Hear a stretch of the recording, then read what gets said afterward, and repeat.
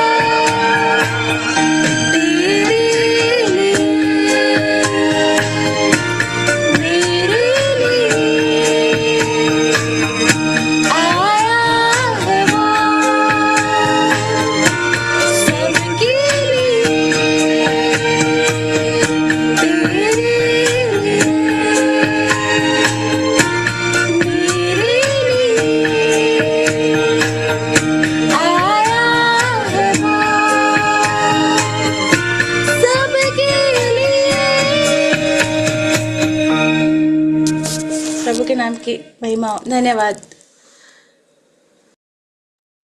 बहुत धन्यवाद जॉली, बहुत अच्छे से गाना प्रस्तुति करने के लिए।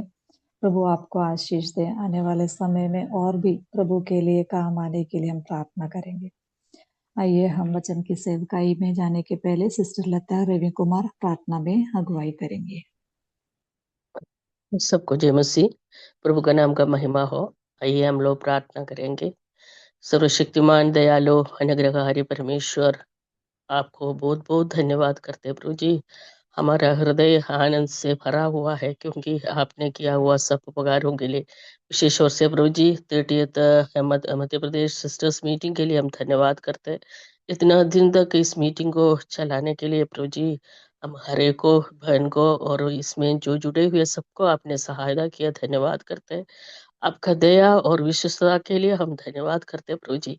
आपका करुणा के लिए हम धन्यवाद करते हैं क्योंकि आपका दया नहीं होने से हम इसको ऐसी रीति से इतना प्रभु का महिमा के लिए हम प्रभु जी कर नहीं पाता था, लेकिन आपका अनुग्रह हमारे साथ रहा, परमेश्वर का उपस्थिति हमारे साथ रहा। बहुत बहनों को प्रभु जी बहुत वचन सुनने के लिए, आशीर्वाद पाने के लिए आपने सहायता किया, धन्यवाद करते प्रभु जी। प्रिय बहन मर्सी बनने के लिए हम धन्यवाद करते प्रभु जी। कोई भी रुकावट नहीं आया इतना दिन तक प्रभु जी। इतना हफ्ते हफ्ते हर एक हफ्ते में अनेक बहन लोग को इकट्ठा होके ऐसे प्रभु का वचन सुनने के लिए आपने आत्मिक बढ़ोतरी पाने के लिए आपने अनुग्रह किया है, धन्यवाद करते प्रभु जी। और आज का दिन प्रिया बहन का द्वारा हमको जो प्रभु का आवाज हम सुनेंगे प्रभु जी, हमको हमारा कमियों को समझ सके, हमारा आत्मिक बढ़ोतरी का कारण होने के लिए सहायता करें। प्रिय बहनों को प्रभु जी आप आशीष करें। प्रभु जी हम आपसे विनती करते हैं, बहन इतना दूर में रहते हुए प्रभु जी कभी कुछ भी प्रॉब्लम ना आए, कोई भी रुकावट ना आए, कोई भी कनेक्शन का नेट कनेक्शन का कोई भी प्रॉब्लम ना आए, प्रभु जी हम आपसे विनती करते हैं। और जो उसके पीछे में जो प्रार्थना करती है बहन सुनीशा जी को भी आपका हाथों में समर्पण करते हैं प्रभु जी। आपने हमारा जीवन में किया हुआ सब उपकारों के लिए हम धन्यवाद करते हैं प्रभु जी।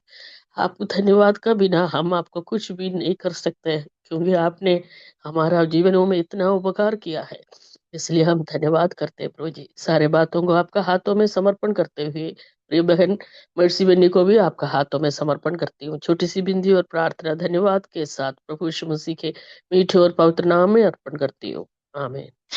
आमीन। आमीन। जैसे सिस्टर ने याद किया, काफी समय से ये मीटिंग सुचारू रूप से चलाने के लिए प्रभु ने आंटी को मदद की। प्रभु का धन्यवाद हो। सब प्रभु की मदद से सब कुछ होता है, इसलिए प्रभु को सारे महिमा और आदर देते हैं। आज आंटी के द्वारा, मसीह आंटी के द्वारा हम वचन से सुनेंगे। हम सब एक मन होकर प्रार्थना पूर्वक बैठे, प्रभु हमसे बात करें। आंटी को मैं स्वागत करती हूँ। धन्यवाद बिन्सी। प्रभु के नाम की महिमा हो। प्रभु ने इस प्रकार की एक और अवसर हमारे जीवन में दिया है, इसके लिए मैं प्रभु को सबसे पहले प्रभु को धन्यवाद देती हूँ। सिस्टर जोली ने गाना गाया, आज का दिन शुभ दिन है। हमारे लिए हर एक दिन शुभ दिन है। आज भी हमें इस प्रकार प्रभु की उपस्थिति में बैठने के लिए प्रभु ने सहायता की है। एक और साल इस संसार में जीवित रहने के लिए प्रभु ने हमारी सहायता की है। हम हर एक व्यक्ति को प्रभु ने अद्भुत रीति से संभाल के रखा। दुर्घटनाग्रस्त संसार में हम रहते हैं, हर एक दिन प्रभु ने हम हर एक व्यक्ति को सुरक्षित रूप में रखा। कई लोग इस संसार को छोड़ के चले गए हैं, लेकिन प्रभु ने हमारे आयु को बढ़ा के दिया। इस प्रकार कई आशीषें प्रभु ने हमारे जीवन में दिया है। सभी आशीषों के लिए हमें प्रभु को धन्यवाद देना है। अभी हमें पीछे मुड़कर हमारे कमियों को देखकर मन फिराने का समय है। हमारे जीवन में जाने और अनजाने कई प्रकार की गलतियां आई होगी, इससे हमें निराशित होने की जरूरत नहीं है। अभी भी हमें मन फिराने का अवसर हमारे सामने है। जिस प्रकार प्रेरित पौलुस कहता है, हमारे पीछे की बातों को भूलकर आगे की बातों की ओर हमें बढ़ना है। आगामी दिनों में प्रभु के लिए एक ग्रहण योग्य जीवन हमें जीना है। इसके लिए हमें अपने आप को प्रभु के हाथ में समर्पित करें। आज की हमारी विषय है स्त्री एक निर्बल पात्र है। Woman is a weaker vessel. हम एक पद पढ़ेंगे, पत्रस की पहली पत्री 3 अध्याय का 7वां पद, 1 पीटर चैप्टर 3 वर्स 7। वैसे ही हे पतियों, तुम भी बुद्धिमानी से पत्नियों के साथ जीवन निर्वाह करो और स्त्री को निर्बल पात्र जानकर उसका आदर करो, ये समझकर कि हम दोनों जीवन के वरदान के वारिस हैं, जिससे तुम्हारी प्रार्थनाएं रुक न जाए। यहाँ पर प्रेरित पत्रस पवित्र आत्मा से प्रेरित होकर पतियों से कहता है, स्त्री को निर्बल पात्र जानकर उसका आदर करो। ये केवल पतियों को नहीं, हम बहनों को भी समझना है कि हम निर्बल पात्र है या मैं एक निर्बल पात्र हूँ। इस प्रकार की एक समझ हमें हो तो हमारा पारिवारिक जीवन अच्छे से चलेगा। कभी कभी हम अपनी निर्बलता के बारे में नहीं समझती है। यहाँ पर पत्रस कहता है, यह समझकर कि हम दोनों जीवन के वरदान के वारिस है। हाँ, यह समझकर कि हम दोनों मतलब पति और पत्नी दोनों जीवन के वरदान के वारिस है, मतलब अनंत जीवन के वारिस है। प्रभु यीशु मसीह पर विश्वास करने वाला हर एक व्यक्ति अनंत जीवन के वारिस है। जो पुत्र पर विश्वास करता है अनंत जीवन उसका है। तो हम दोनों क्या है, जीवन के वरदान के वारिस है। प्रभु यीशु मसीह पर विश्वास करने हर एक व्यक्ति प्रभु के सामने एक बराबर है, चाहे नर हो नारी हो, सब प्रभु के सामने एक बराबर है। हम तीमुथियुस की पत्री पहले पत्री 2 अध्याय के 13 और 14 पद में हम पढ़ती है, आदम पहले, उसके बाद हव्वा बनाई गई और आदम बहकाया न गया, और पर स्त्री बहकाने के कारण अपराधिनी हुई। स्त्री की बलहीनता के कारण या निर्बलता के कारण वो बहकाई गई। प्रिय बहनों, हम निर्बल पात्र है। कभी भी शैतान हमारे बहकाने के लिए हमारे पास आ सकती है, इसलिए हमें सतर्क रहना है। भजनकार स्त्री को एक बलवंत दाखलता से तुलना करके बताया है। दाखलता एक निर्बल पौधा है, वो कभी भी अपने आप खड़े हो नहीं सकती, किसी के सहारे से खड़े होती है। वो अपनी शक्ति पर निर्भर होकर कभी भी फलवंत हो नहीं सकती। हमें हमारे बारे में प्रभु क्या चाहते हैं? एक फलवंत जीवन प्रभु हमसे चाहते हैं। हमारी स्वयं की शक्ति पर भरोसा रखकर हम कभी भी फलवंत हो नहीं सकती। अभी तक इस संसार में रहने के लिए प्रभु ने हमारी सहायता की। कितने दिन हमारे सामने बाकी है इसके बारे में हम नहीं जानते हैं, लेकिन जितना दिन प्रभु हमें देते हैं उतने दिन प्रभु की नाम की महिमा के लिए हमें कार्य करना है। हम निर्बल पात्र प्रभु की महिमा के लिए किस प्रकार कार्य कर सकती है, इसके बारे में हम विचार करेंगे। पहली बात, हमारी देह के द्वारा परमेश्वर की महिमा करना है। हम एक और पद पढ़ेंगे, 1 कोरिन्थियों अध्याय 6 का 19 और 20वां पद। 1 कोरिन्थियंस चैप्टर 6 verses 19 and 20। क्या तुम नहीं जानते कि तुम्हारी देह पवित्र आत्मा का मंदिर है, जो तुम में बसा हुआ है और तुम्हें परमेश्वर की ओर से मिला है, और तुम अपने नहीं हो, क्योंकि दाम देकर मोल लिया गए हो। इसलिए अपने ही देह को द्वारा परमेश्वर की महिमा करो। यह पद हमें क्या सिखाते हैं? हमें जानना है कि हमारी देह पवित्र आत्मा का मंदिर है या पवित्र स्थान है। पवित्र आत्मा हमारे अंदर बसा हुआ है या वास करता है, हमें परमेश्वर की ओर से मिला है, ये हम अपने नहीं है। जब हम प्रभु यीशु मसीह को प्रभु जानकर अंगीकार किया, तब से लेकर हमारा देही और आत्मा का अधिकार प्रभु का है। इसलिए हमें हमारे देह के द्वारा परमेश्वर की महिमा करना है। हमारे शरीर के सारे अंग प्रभु का है, हमारे सारे अंगों के द्वारा प्रभु की महिमा करना है। हमारे रोज के दिन में ज्यादा पाप क्या किससे होता है? हमारे जीव के द्वारा होता है। हम एफेसियों की पत्री अध्याय 4 का 30वां पद में पढ़ते हैं। एफेसियंस चैप्टर 4:30 में हम पढ़ती है, पवित्र आत्मा का शोकित मत करो। उसका वो 4 का 29वां पद 29 का पद में हम पढ़ते है, अब हम तुम्हारी मुंह से कोई गंदी बात ना निकले, पर आवश्यकता के अनुसार वही निकले जो उन्नति के लिए उत्तम है, ताकि सुनने वालों पर अनुग्रह हो। यदि कोई हमारे मुंह से कोई गंदी बात निकले तो परमेश्वर की महिमा नहीं मिलेगी और पवित्र आत्मा शोकित हो जाते हैं। इसके द्वारा हम परमेश्वर का अनादर करते हैं। प्रिय बहनों, हमें बहुत सतर्क में रहना है। जो भजनकार भी कहता है, अपने जीव को बुराई से रोक रख और अपने मुंह की चौकसी कर, उससे छल की बात न निकले।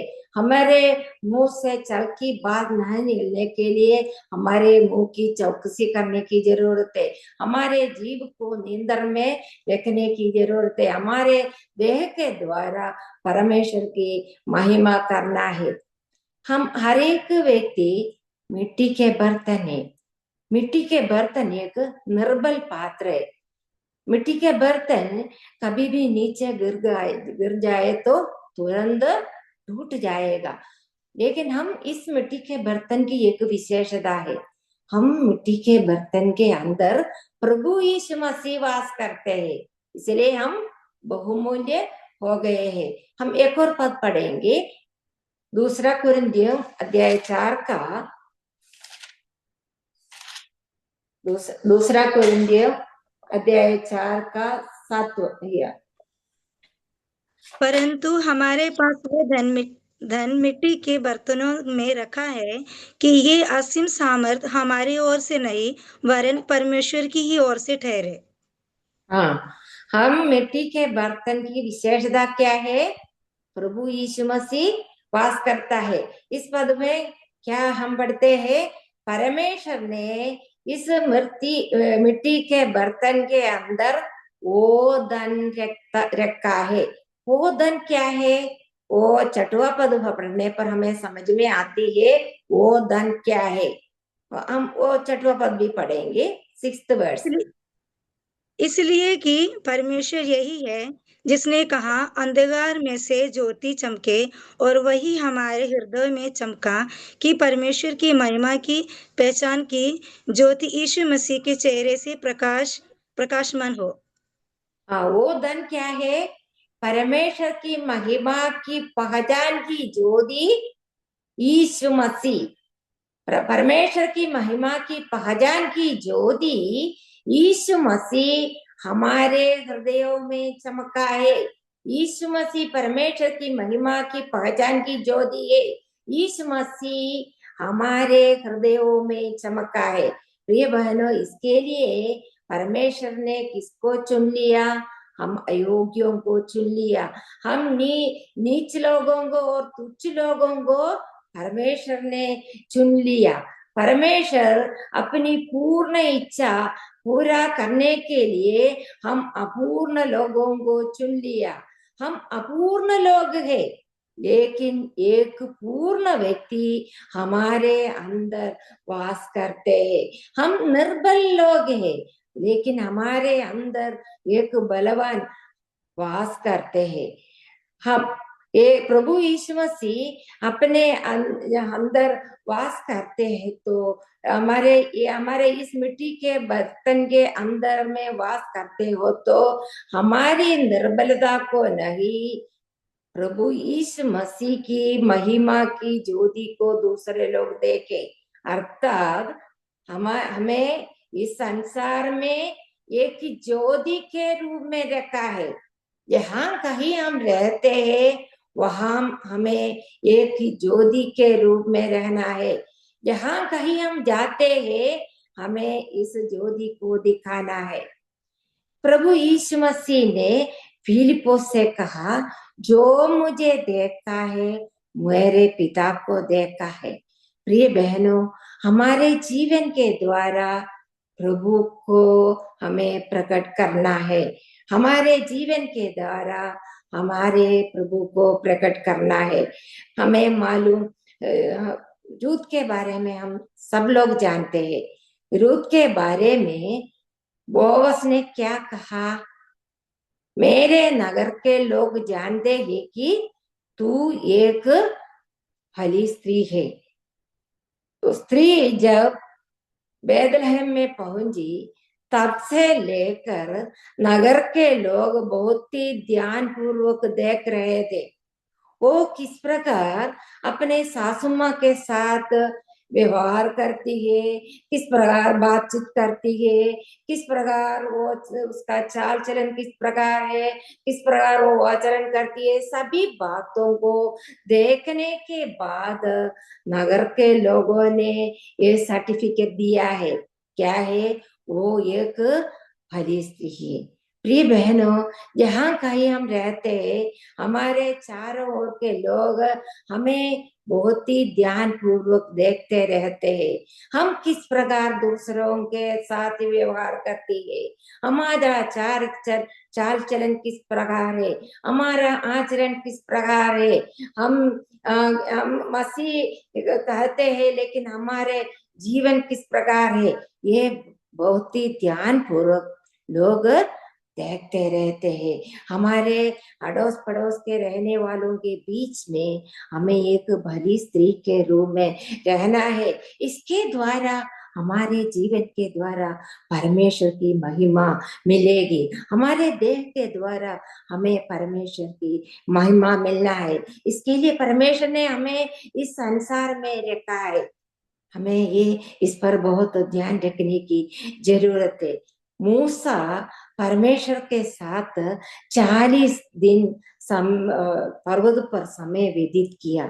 इसके बाद वो लोगों के पास आया, तब लोगों ने किस प्रकार उसका चेहरा देखा, प्रकाशमान देखा। प्रिय बहनों, हम प्रभु यीशु मसीह के साथ, प्रभु के साथ समय व्यतीत करें तो हमारे जीवन में बहुत परिवर्तन आएंगे। उस परिवर्तन को दूसरे लोग भी समझेंगे। इसलिए हमें हमारे देह के द्वारा परमेश्वर की महिमा करना है। दूसरी बात, यहोवा को हमारे निरंतर हमारे सम्मुख रखना है। हम एक और पद पढ़ेंगे, ये हमारे लिए बहुत ही सुपरिचित एक पद है। हम पढ़ेंगे भजन संहिता 16 का 8, साम्स चैप्टर 16 वर्स 8। मैंने यहोवा को निरंतर अपने सन्मुख रखा है, इसलिए कि वे मेरे दाहिने हाथ रहता है, मैं कभी न डगमगाऊंगा।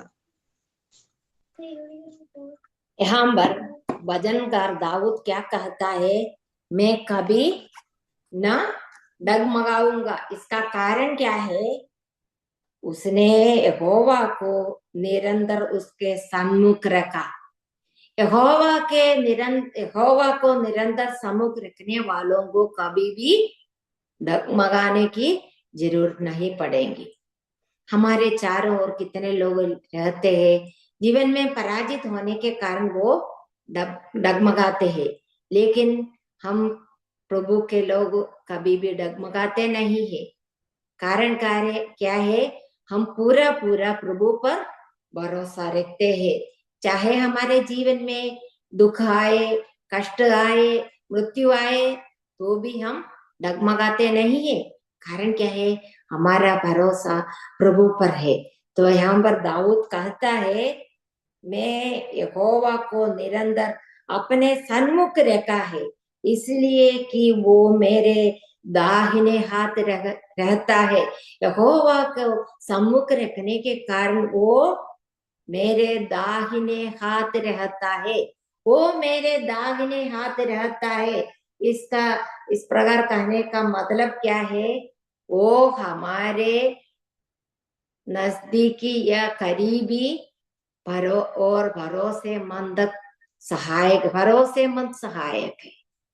वो हमारे साथ रहता है और हमारी मदद करता है। वो हमारी सहायता करने के लिए हमारे बगल में खड़ा होता है। वो हमारे साथ चलता है। वो कभी भी हमें अकेला नहीं छोड़ता है। भजनकार कहते हैं, अति सहज से मिलने वाला सहायक है, वो ही हमारे दाहिने हाथ रहता है। वो विश्वासी योग्य और भरोसा करने लायक परमेश्वर है। हम भजन में पढ़ती है, यहोवा की दृष्टि उसके डरवैयों पर बनी रहती है। यहोवा को सन्मुख रखने वालों के ऊपर यहोवा की दृष्टि बनी रहती है।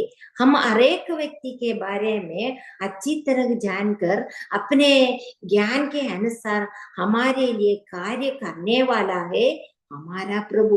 वो ही हमारे दाहिने हाथ रहता है, वो हमारे साथ रहता है, हर समय हमारी सहायता के लिए वो उपस्थित है। तो वो दाऊद कहता है, मैंने यहोवा को निरंतर अपने सन्मुख रखा है, इसलिए कि वो मेरे दाहिने हाथ रहता है। वो हमारे दाहिने हाथ रहने के लिए हमें क्या करना है? पहली बात, हमारे जीवन में प्रथम स्थान प्रभु को देना है। हमारे जीवन में प्रथम व्यक्ति प्रभु ही होना है। हमारे जीवन में हर एक निर्णय प्रभु की इच्छा के अनुसार होना है। हमारे जीवन में हर एक क्षेत्र में और हर एक कार्य में प्रभु को सन्मुख रखते हुए हमें हर कार्य करना है। हमने वो अभी रूथ के बारे में विचार किया। रूथ ने प्रभु को अपने सन्मुख रखते हुए उसने एक निर्णय लिया। वो अपने जीवन के अंतिम समय तक उस निर्णय पर स्थिर रही। वो बेथलेहम पहुंचने के बाद उसको कई समस्याओं को सामना करना पड़ा। उस समय में भी उसने अपनी निर्णय से नहीं हटा। वो प्रभु को अपने सन्मुख रखते हुए हर कार्य किया, इसलिए परमेश्वर उसके दाहिने हाथ रहा। वो वहां से वो बेथलेहम में वो बोअज के खेत में जाने के लिए किसी ने उसको रास्ता बता के नहीं दिया। वो सीधे कहाँ पहुंच गई? बोअज के खेत में पहुंच गई। आज के दिन में हो तो जीपीएस डाल के हमें कहीं भी जा सकते हैं, गूगल मैप के द्वारा हमें कहीं भी जा सकते हैं। उस जमाने के समय इस प्रकार की कोई टेक्निकल डिवाइस नहीं थे। वो रूथ को परमेश्वर ने मार्गदर्शन दिया, क्योंकि उसने परमेश्वर को अपने सन्मुख रखते हुए उसने हर कार्य किया। उसको उसके जीवन में कभी डगमगाने की जरूरत नहीं पड़ी। प्रिय बहनों, हमारे जीवन में प्रथम स्थान प्रभु को देना है, तो हम कभी भी नहीं डगमगाएंगे और प्रभु हमारे दाहिने हाथ रहता है। और दूसरी बात, हर समय हमें प्रभु को प्रसन्न करने लायक कार्य करना है। प्रभु यीशु मसीह ने कहा, जॉन्स गॉस्पेल या यूहन्ना समाचार 8:29 पद में हम पढ़ते हैं, मेरे भेजने वाला मेरे साथ है, उसने मुझे अकेला नहीं छोड़ा, क्योंकि मैं सर्वदा वही काम करता हूँ, इससे वो प्रसन्न होता है। प्रभु यीशु मसीह पिता परमेश्वर को प्रसन्न करने लायक कार्य किया, इसलिए परमेश्वर ने उसको अकेला नहीं छोड़ा। प्रिय बहनों, हमें भी हमारे प्रभु को प्रसन्न करने लायक कार्य हमें करना है। तो प्रभु ने हमसे वायदा किया है, मैं तुझे कभी नहीं छोड़ूंगा और न तुझे त्यागूंगा। वो प्रभु को प्रसन्न करने लायक कार्य करने पर हमारे दाहिने हाथ प्रभु रहता है। तीसरी बात है, हमें प्रभु से सबसे ज्यादा प्रेम रखना है। पूर्ण मन से प्रभु से हमें प्रेम करना है। परमेश्वर ने हमसे प्रेम किया और अपने प्रिय पुत्र को हमारे लिए दे दिया। प्रभु यीशु मसीह ने हमारे लिए अपना जीवन दिया और हमारे लिए एक दर्दनाक मृत्यु सह लिया और हमें अनंत काल की मृत्यु से छुटकारा दिया। हमें कभी भी अपने प्रेम के बारे में बोल सकती है क्या? कभी भी नहीं। हमें हमारे प्रभु के बारे में दूसरों के साथ शेयर करना है। जहाँ कहीं हम जाते हैं वहां प्रभु के बारे में हमें बताना है। हमें प्रभु से प्रेम करना है। संसार के सभी चीजों से ज्यादा प्रेम हमारे प्रभु के साथ प्रभु से हमें करना है और हमें परमेश्वर की व्यवस्था से प्रसन्न रहना है। चौथी बात है, हमें परमेश्वर की व्यवस्था से प्रसन्न रहना है। पहले वचन में हम एक धन्य व्यक्ति के बारे में पढ़ती है। वो क्या करती है? वो कहते थे, वो यहोवा की व्यवस्था से प्रसन्न करते हैं। वो उसकी व्यवस्था पर रात दिन ध्यान करता रहता है, इसलिए वो बुराई से दूर रहते हैं। प्रिय बहनों, यदि हम बुराई से दूर रहते तो प्रभु के दाहिने हाथ हमारे सामने रहता है, प्रभु के दाहिने हाथ हमारे सम्मुख रहता है। इसलिए हमें बुराई से दूर रहना है। परमेश्वर के वचन के अनुसार हमें कार्य करने पर हम बुराई से दूर रहेंगे।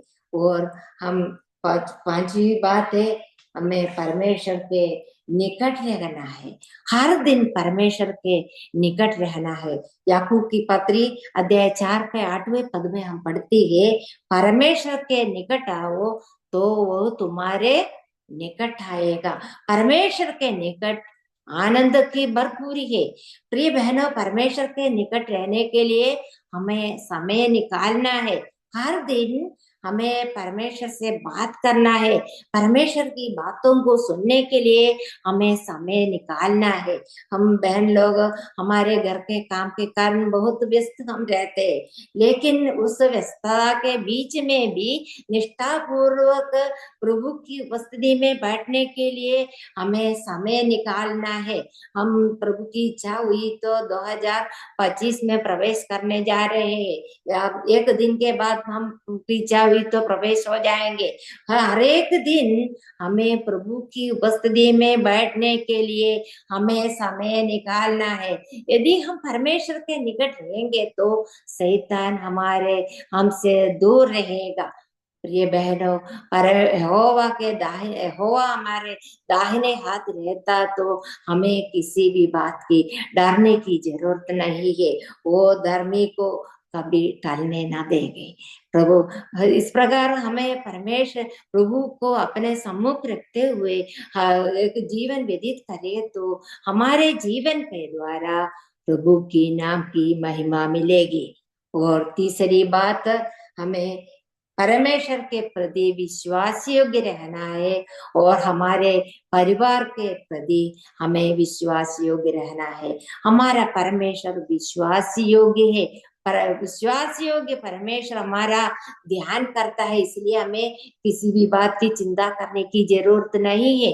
वो अपनी सारी चिंता उसी पर डाल दो, क्योंकि उसको तुम्हारे ध्यान है। वो हमारा परमेश्वर हमारे सही मार्गदर्शन देता है। वो हमारा सही मार्गदर्शक है। जिस मार्ग में हमें चलना है उस मार्ग में चलने के लिए वो हमें सही मार्गदर्शन देते हैं। हमें हर समय हमें मार्गदर्शन देने वाला है।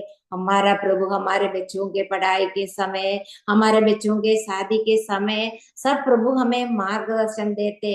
सही मार्गदर्शन हमें मिलने के लिए हमारे कान प्रभु की ओर हमें लगाना है, तभी हमें सही मार्गदर्शन हमें प्रभु की ओर से मिलते हैं। यदि हमारी समझ का सहारा लेते हुए हम निर्णय लेते तो हम पराजित होते हैं और हमें प्रभु हमसे प्रेम करते हैं। हमारे प्रभु के प्रेम के कारण हम विश्वास में स्थिर रहता है। हमारे पापों के अनुसार प्रभु हमसे व्यवहार नहीं करते हैं। हमारे अपराधों के अनुसार हमें बदला नहीं देता है। वो हमारा प्रभु अनुग्रहकारी, विलंब से कोप करने वाले और अधिक करुणामय है। हमारा परमेश्वर क्या है, हमसे प्रेम करते हैं। हमारे परमेश्वर हमसे, हमारा विश्वास योग्य परमेश्वर है। हमें भी हमारे परमेश्वर के प्रति विश्वास योग्य रहना है। हमारे परमेश्वर के प्रति विश्वास योग्य रहने के लिए हमें परमेश्वर के वचन पर हमें पूरा पूरा विश्वास करना है। परमेश्वर के वचन में कई प्रतिज्ञाएं हमारे लिए दिया है। उस प्रतिज्ञाओं पर हमें पूरा पूरा भरोसा रखना है और हमें कभी भी शंका नहीं करना है। हम परमेश्वर के प्रति विश्वास योग्य रहते हैं। इसका सबूत क्या है? हमारा जीवन है। हमारे जीवन के द्वारा आत्मा का फल हमें प्रकट करना है। आत्मा का फल प्रकट करने के द्वारा हम यीशु मसीह के स्वभाव में हो जाते हैं और यीशु मसीह के स्वभाव में बदल जाती है। हम इसलिए हमें हमारे जीवन के द्वारा आत्मा का फल प्रकट करना है। आत्मा का फल का पहला गुण क्या है? प्रेम। हमें प्रभु के प्रेम प्रति हम प्रेम करते हो तो हमें दूसरों के प्रति भी इस प्रेम को प्रकट करना है। विशेषकर हमारे परिवार के प्रति हमें विश्वास योग्य रहना है। हमारे पति के अधीनता में रहकर उसके प्रति प्रेम प्रकट करना है। हमारे बच्चों को सही मार्गदर्शन देकर परमेश्वर के भय में बढ़ाकर उसके प्रति प्रेम प्रकट करना है। हमारे माता पिताओं के साथ हमें सही व्यवहार करना है। इस प्रकार हमें हमारे परिवार के साथ हमें विश्वास योग्य रह सकते हैं। प्रिय बहनों, इसके द्वारा किसके नाम की महिमा मिलती है? हमारे प्रभु की महिमा मिलती है। जो कुछ हम करते हैं हमें तन मन से करना है, मनुष्यों के लिए नहीं, प्रभु के लिए करते हैं ये समझकर हमें करना है। तभी हमारे कर्म करने के कारण, हमारे कर्म के कारण प्रभु की महिमा मिलेगी। अभी तक प्रभु ने हमारी सहायता की है। आगामी दिनों में प्रभु की महिमा करते हुए एक जीवन बिताने के लिए प्रभु हमारी सहायता करे। हमें विश्वास योग्य रहने के लिए हमें इसके लिए हम परिपक्व नहीं, हमें से कोई भी परफेक्ट नहीं है। कई लोग सोचते हैं परमेश्वर के वचन के अनुसार हमें हर कार्य कर नहीं सकते, हमारी स्वयं की शक्ति से हम कर नहीं सकती है। हमें प्रभु की अनुग्रह की जरूरत है। हमें रोज समझना है कि हम कुछ भी नहीं है। मुझे समझना है मैं कुछ भी नहीं हूँ, प्रभु के बिना मैं कुछ भी नहीं हूँ। मैं एक निर्बल पात्र हूँ। यदि मेरे प्रभु मेरे बगल में हो तो मेरे साइड में हो तो मैं बहुमूल्य हो जाती है, मेरा मूल्य बढ़ जाती है, क्योंकि मेरा प्रभु सर्वशक्तिमान और सर्वज्ञानी परमेश्वर है। उस प्रभु के लिए हमें एक ग्रहण योग्य जीवन हमें जीना है। इसके लिए हम अपने आप को प्रभु के हाथ में समर्पित करें। प्रभु हमारी सहायता करें। पर सबको इस नए साल की शुभकामनाएं दे रहे हैं। प्रभु की नाम की महिमा।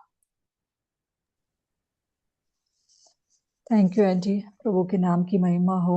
बहुत ही अच्छी तरीके से आंटी ने काफी सारी बातें हमसे शेयर की। आने वाले समय में अभी साल के आखिरी दिन है, मैं समझती हूँ हर कलीसिया में धन्यवाद की सभा आयोजित करते हैं। तो प्रभु इन दिनों में हम प्रभु के सन्मुख नम्र होकर बैठे कि प्रभु आप हमसे हमारे पिछले अनुभवों को फिर से याद करें कि प्रभु ने कैसे कैसे चलाया। धन्यवाद के साथ प्रभु की उपस्थिति में आए। प्रभु हम सबकी सहायता करें। हम समझे कि हम निर्बल पात्र है, लेकिन इसमें भी प्रभु ने असीम धन को रखा है। इसलिए प्रभु का धन्यवाद हो। और आने वाले समय में प्रभु के हमारे देह के द्वारा परमेश्वर की महिमा करने के लिए प्रभु हमारी सहायता करें। और हम निरंतर प्रभु को अपने सन्मुख रखते हुए हर कार्य को करने के लिए प्रभु हमारी सहायता करें। और प्रभु के प्रति और अपने परिवार के प्रति, अपने कलीसिया के प्रति विश्वास योग्य रह के आगे आने वाले इस नया साल अगर प्रभु हमें देते हैं, तो प्रभु के लिए एक नए जोश के साथ कार्य करने के लिए प्रभु हम सबकी सहायता करें। अभी सिस्टर हमें प्रार्थना में अगुवाई करेंगे। सिस्टर सुनील शाह जी अभी प्रार्थना में अगुवाई करेंगे। आइए हम प्रार्थना करें। हमारे स्वर्गीय पिताजी, हम आपको धन्यवाद देते, स्तुति करते हैं प्रभु जी। इस साल की इस अंतिम समय में प्रभु आपने हमें ले आया। प्रभु जी आज का सुबह से लेकर अभी तक प्रभु जी आपको चरणाों तले बैठने के लिए आपने सहायता किया। धन्यवाद देती हूँ प्रभु जी। ये हफ्तों से हम प्रार्थना करके आ रहे थे प्रभु जी, आपका दासी को आपने वचन दिया, इसके लिए धन्यवाद देती हूँ प्रभु जी। मिर्सी आंटी के लिए धन्यवाद देते प्रभु जी। आपका दासी के द्वारा सुनाए हुआ वचन के लिए हम धन्यवाद देते प्रभु जी। हम स्त्रियां, हम बहनें निर्बल पात्र है प्रभु जी, हम कमजोर है प्रभु जी, कमजोर पात्र है, लेकिन प्रभु आप सर्वशक्तिमान परमेश्वर है। आपसे शक्ति पाकर प्रभु जी हम रहने के लिए, जीने के लिए हर दिन आपकी सहायता हमें चाहते हैं प्रभु जी। उसके लिए आप हमें सहायता और मदद कीजिए प्रभु जी। आप आंधी को वचन से बोलने के लिए आपने सामर्थ दिया, शक्ति दिया, आत्मा का अगुवाई दिया, इसके लिए धन्यवाद देते हैं प्रभु जी। और भी आप सामर्थ दीजिए, शक्ति दीजिए प्रभु जी। और भी प्रभु जी आपकी नाम की महिमा के लिए आपका दासी और परिवार को इस्तेमाल कीजिए प्रभु। हम प्रार्थना करते हैं प्रभु जी, सारी तौर से आत्मिक तौर से प्रभु जी किया और हिम्मत और भी दीजिए प्रभु जी, ताकि आपकी सेवा कार्य में और भी इस्तेमाल हो जाए प्रभु जी। हम आपका वचन में पढ़ते हैं प्रभु जी, जो हमें सामर्थ देते हैं, जो मुझे सामर्थ देते हैं, उसमें मैं सब कुछ कर सकता हूँ। उस प्रकार प्रभु जी हम जो सुना हुए वचन के लिए धन्यवाद देते हैं प्रभु जी। हम निरंतर यहोवा का समूह में अपने आप को समर्पण करना है, सम्मुख रखना है और यहोवा को प्रसन्न करना है। और यहोवा का व्यवस्था पर हम प्रसन्न होकर उस व्यवस्था का मानते हुए उस व्यवस्था में प्रसन्न होकर रहने के लिए प्रभु जी हमें सहायता कीजिए। और हमें हर दिन प्रभु जी आप हमें नया साल अगर देते हैं, तो प्रभु जी हमारा हर एक दिन में आपके निकट रहने के लिए और विश्वास योग्य रहने के लिए प्रभु आप हमें सामर्थ दीजिए, हमें शक्ति दीजिए प्रभु जी। आपकी आत्मा से हमें हर दिन अगुवाई कीजिए प्रभु। हम प्रार्थना करते हैं प्रभु जी। हम जुड़े हुए हम सबको आपके पवित्र चरणों में रखते हैं प्रभु जी। आपकी नाम की महिमा के लिए हम सबको आने वाले दिनों में इस्तेमाल कीजिए प्रभु जी। जो कुछ कमी हटिया हमसे हुई है प्रभु, हमसे क्षमा कीजिए। और आने वाला दिनों में प्रभु जी नम्र होकर, आपका दीन होकर, आपका वचन के अनुसार प्रेम में और एकता में और सभी प्रकार जो आत्मा का फल है उसको हम पाते हुए आगे बढ़ने के लिए हमें आप सामर्थ और शक्ति दीजिए प्रभु जी। हमारी इस विनती प्रार्थना प्रभु यीशु मसीह के पवित्र नाम से हम अर्पण करते हैं। सुनो स्वीकार कर पिताजी, आमीन। आमीन। धन्यवाद सिस्टर। अभी कुछ प्रार्थना का विषय है तो आप लोग बता सकते हैं।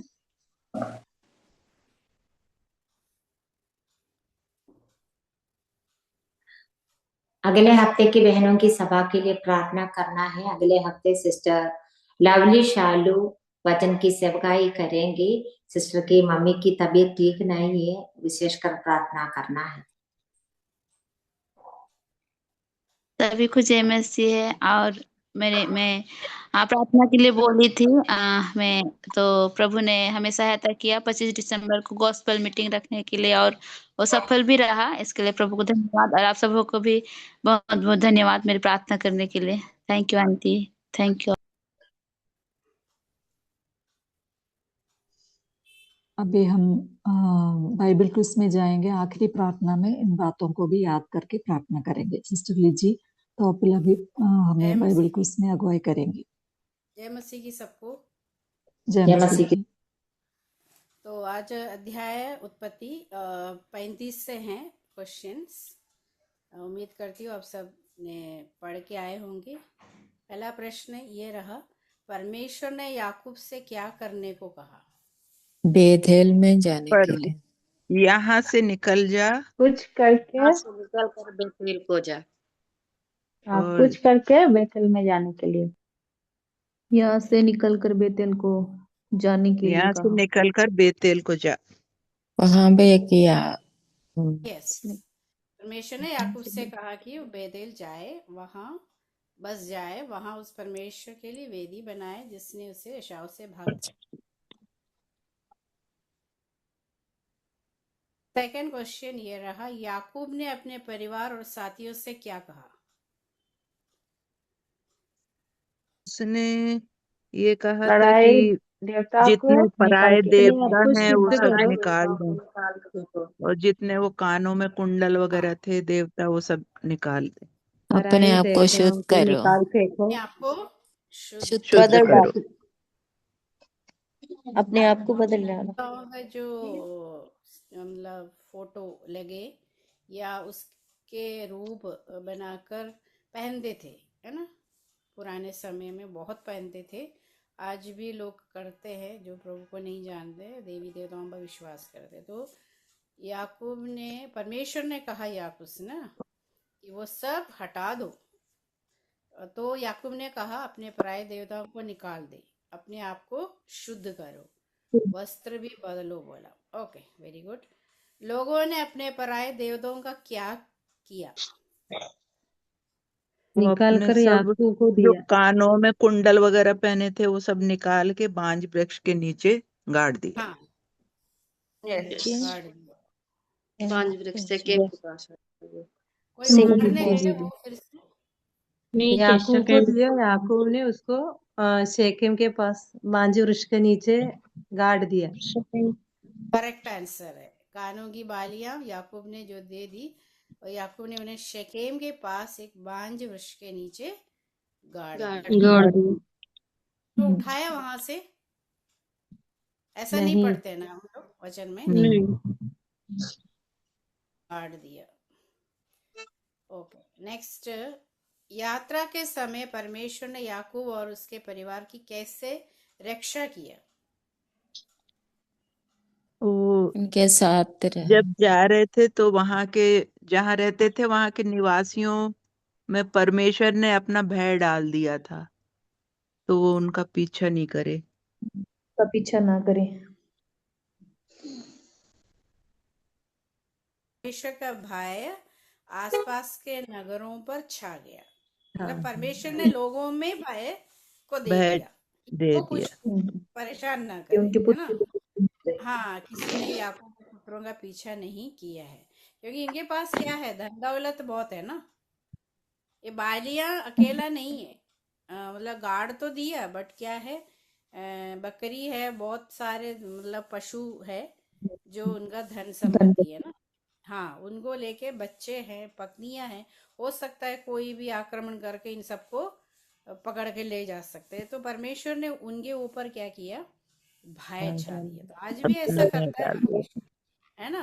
आप जब बाहर जाते हैं, हम लोग जाते हैं, हमको दिखाई नहीं देता, पर परमेश्वर का एक भय लोगों के अंदर आने लगती है कि हमको कुछ नहीं करते उन लोग, है ना, बच जाते हैं हम लोग। ये वास्तव में ऐसा ही है। तो याकूब ने बेतेल में क्या किया? वेदी बनाई। Correct answer. का नाम एल बदेल रखा। उसे की दाई का नाम क्या था, उसके साथ क्या हुआ? दबोरा उसका डेथ हुआ। वहीं पर नाम उसकी। एक और दबोरा के वचन में भी हम पढ़ते हैं, कौन है वो? नए नियम में न्यायी न्यायियों की पुस्तक में एक पुराना नियम में एक न्यायी जो प्रॉफिटेस थे, दबोरा, उसके साथ भी बहुत बड़े काम परमेश्वर कराता है। नेक्स्ट, परमेश्वर ने याकूब को क्या आशीष दी? उनका परमेश्वर ने नाम चेंज कर दिया। परमेश्वर ने बोला कि आज से तेरा नाम याकूब नहीं रहेगा, हाँ, लेकिन इस्राएल बनेगा। इजराइल रहेगा। उसका नाम इस्राएल इजराइल। आज भी ये इस्राएल नाम अभी बहुत ही फेमस है ना पूरे दुनिया में। इस्राएल का मुकाबला करना मुश्किल है, कोई भी राष्ट्र हो। आज भी इतने देश है, 200 के आसपास देश है, लेकिन एक छोटा सा केरल जैसे एक राष्ट्र है इस्राएल, उसको जो है कोई हिला नहीं सकते। ऐसा परमेश्वर ने बना दिया। याकूब का नाम बदल कर इस्राएल रखा, उन्हीं से जो है ये बढ़ते गए। पर करेक्ट आंसर है, परमेश्वर ने याकूब से भविष्य के बारे में क्या कहा? और परमेश्वर ने कहा कि जैसे जो देश मैंने अब्राहम और इसाक को दिया है वही देश तुझे भी दूंगा तेरे वंश को भी दूंगा। और तेरे वंश को भी हाँ, दूंगा। ये है मतलब कहा कि उससे एक जाति, जातियों का समुदाय उत्पन्न होगा, राजा उसकी संतानों में से निकलेंगे। ये बाद में हम राजा की किताबों में हम पढ़ते हैं उसके वंश के विषय में, संतानों के विषय में, और राजा भी हुए। जबकि उसी समय तक राजा परमेश्वर था, लेकिन लोगों ने मांग की एक दूसरों के समान मेरे हमको भी राजा चाहिए। परमेश्वर ने कहा राजा बनाओगे तो इस तरह के काम वो कराएंगे तेरे से, तेरे लिए काटा के जैसा काम करेगा। फिर भी उन लोगों ने मांगा, तो हम देखते हैं राजा महाराजाओं का युद्ध, लड़ाइयाँ कितनी भयंकर थी। तो ये सब ओके। परमेश्वर ने याकूब को कौन सा देश देने का वचन दिया? कनान देश का जो लूज नगर था, बेतेल। अब्राहम और इसहाक को जो वादा किया। यस, करेक्ट आंसर मेरी सिस्टर ने बताया। परमेश्वर ने याकूब और उसके वंश को वही देश देने का वचन दिया था जो उसने इब्राहिम और इसहाक को दिया था। और हाँ कि हाँ बोलता है ना, फिर बदलता नहीं है। तो इसलिए हमारे जीवन में भी ऐसे ही प्रभु करता है। जब हाँ बोलते हैं प्रभु में, प्रभु हमें संभालेगा आने वाले साल में भी, तो हाँ ही है, उसमें बिल्कुल हमें संदेह नहीं करने का। राहेल के साथ क्या घटना घटी? राहेल का डिलीवरी हुआ और उनके साथ उनका मृत्यु भी हुआ। राहेल को जब पीड़ा हो रही थी तब वो मर गई, उसका बेटा हुआ। के समय एक पुत्र को उस में उसकी मृत्यु हो गई। ये पहले से है। सोचो, हम आजकल सुनते हैं कोई बहुत कम है, फिर भी होता रहता है, लेडीज लोग मरते हैं जब जन्म देते वक्त, लेकिन ये पहले से है। ये घटना होती रहती है स्त्रियों में। तो मरते मरते बच्चे को जन्म दिया, और मैं ढूंढ रही थी उसका उम्र कितना है, मेरे को नहीं मिला। जब वो मरी राहेल की, किसी को मिला तो बता देना मेरे को, राहेल की उम्र कितनी थी। खूब कोशिश किया, नहीं मिला। ठीक है, राहेल ने अपने पुत्र का क्या नाम रखा और याकूब ने उससे क्या नाम दिया? राहेल ने बेनोनी रखा। राहेल ने बेनोनी रखा और याकूब ने बेन्यामीन रखा। बेंजामिन रखा।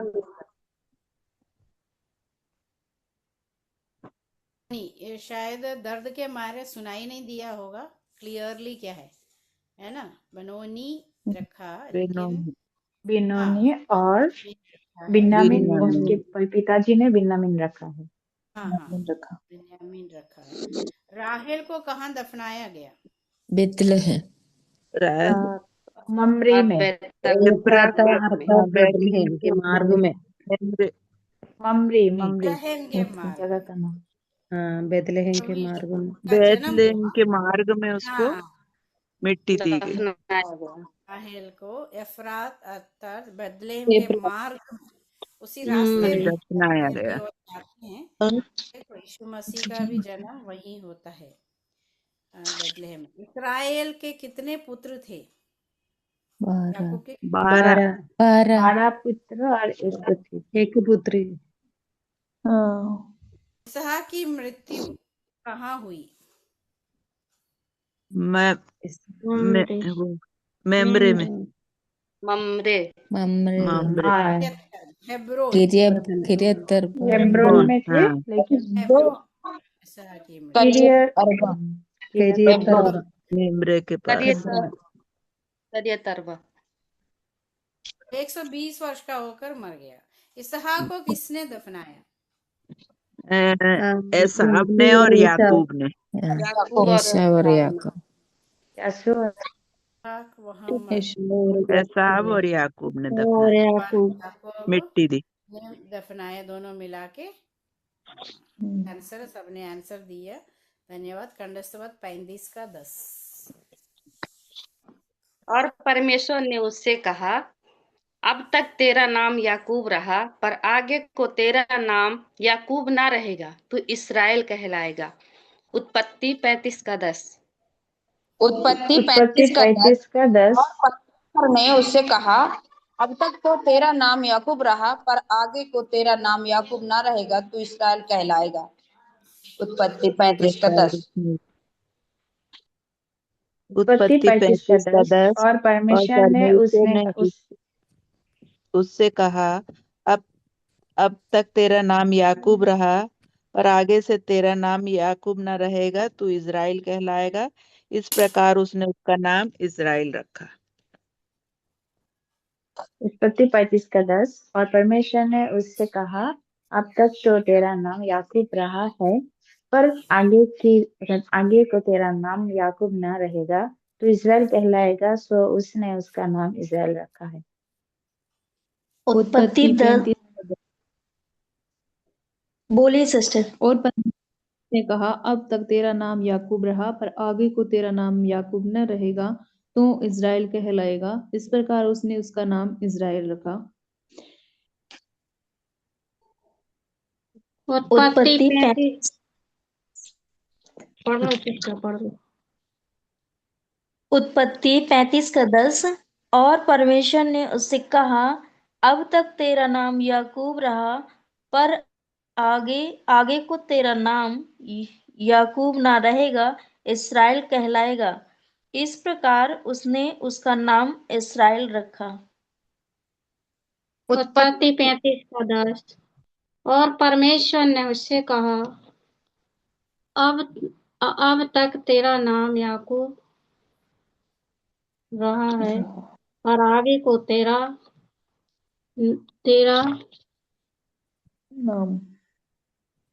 नाम याकूब ना रहेगा, तू इस्राएल कहलाएगा। इस प्रकार उसने उसका नाम इज़राइल रखा। उत्पत्ति 35 का 10। और परमेश्वर ने उससे कहा, अब तक तेरा नाम याकूब रहा है, पर आगे को तेरा नाम याकूब ना रहेगा, तू इज़राइल कहलाएगा। इस प्रकार उसने उसका नाम इज़राइल रखा। आमीन। ओवर टू उत्पत्ति 35 का 10। यह बोलिए।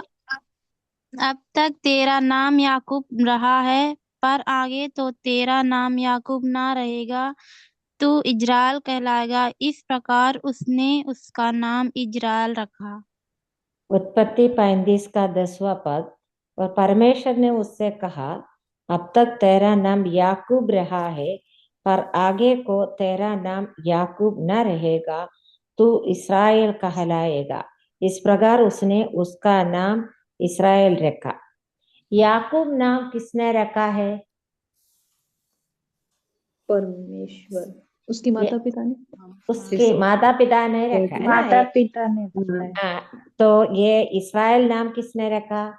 परमेश्वर ने रखा। परमेश्वर ने रखा। याकूब का नाम का अर्थ क्या है? अड़ंगा मारने वाला। हाँ, अड़ंगा मरने वाला। और इस्राएल अर्थ का क्या है? परमेश्वर का प्रभु। तो प्रभु के नाम की महिमा। Over to Bincy sister. Thank you लीजिए आंटी, बहुत अच्छी तरह से ये क्विज को कंडक्ट करने के लिए प्रभु का धन्यवाद हो। आज का मीटिंग भी अच्छी तरह से संपन्न होने के लिए प्रभु ने सहायता की। अभी आखिरी प्रार्थना में जाएंगे। मैं निवेदन करती हूँ सिस्टर भाग्यवती सुनील से, जो सिंगरौली से हैं, प्रार्थना में अगुवाई करें। आइए हम अंतिम प्रार्थना करेंगे। धन्यवाद प्रभु जी, महान सामर्थ्य अनुग्रहकारी परमेश्वर, हम आपके चरणों के नजदीक में आते हैं। बीते दिन संभाला, सुरक्षित रखा, हर एक खतरों मुसीबत से बचाया। हम बहनों को इस प्रकार से आपने जूम प्लेटफॉर्म के माध्यम से आपके नज़दीकी में बैठने का अवसर प्रदान किया। स्वामी, हम आपको धन्यवाद देते हैं, धन्यवाद देते हैं आज के आपके सुंदर गीत के लिए, आपके सुंदर वचन के लिए, जो आपने मर्सी आंटी को अपनी पवित्र आत्मा की भरपूरी में होकर बोलने के लिए आपने मदद किया। हम बहनों के लिए आशीष का कारण हुआ है परमेश्वर, हम आपको धन्यवाद देते हैं। जितने बहन सुने हैं उस वचन के द्वारा हम सब आशीषित हुए, हम आपको धन्यवाद देते हैं। और जो बहन प्रार्थना किए हैं उन सबको आपने मदद किया है परमेश्वर, हम आपको धन्यवाद देते हैं। आज के शुरू से लेकर अंत तक आपने नेटवर्क में किसी भी प्रकार का इशू नहीं होने दिया। स्वामी, हम आपको धन्यवाद देते हैं। शुरू से लेकर आखिरी तक आपने संभाला, हम आपको धन्यवाद देते हैं। आज जो आपने हमें उत्पत्ति अध्याय 35 से सीखने के लिए मदद किया स्वामी, आपने जो हमारा नाम इस संसार में रहते हुए आपने जो बदल कर रखा है, हमें अलग अलग स्थानों में जो चुन के रखा है स्वामी, हम आपको धन्यवाद देते हैं। प्रभु, आप इस प्रकार से हम बहनों को आपके सम्मुख उपस्थित होने के लिए सप्ताह के अंत दूसरे दिन में और परमेश्वर साल के आखिरी दिनों में एक ही दिन बचा है स्वामी 2025 में, और हम 2026 में जब प्रवेश करेंगे, आप हमारे संग और साथ रहे, हर एक बात में अगुवाई कर, हमारी प्रार्थना है। आपने अब तक हम सबको संभाला, अपने भरपूरी में बनाए रखा स्वामी, हम आपको धन्यवाद देते हैं।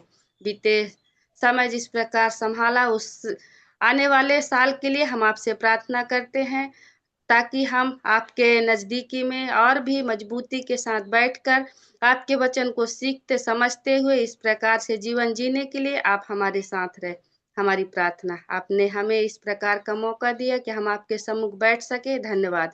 सारी बातों में हम आपको महिमा देते, सारी बहनों को आपने इस प्रकार से समय दिया, हम आपको धन्यवाद देते। विनती प्रार्थना को हमारे उद्धारकर्ता प्रभु यीशु मसीह के नाम से मांगते हैं, सुनकर ग्रहण कीजिए। आमीन। आमीन। जय मसीह। थैंक यू जय मसीह की। सबको जय मसीह की।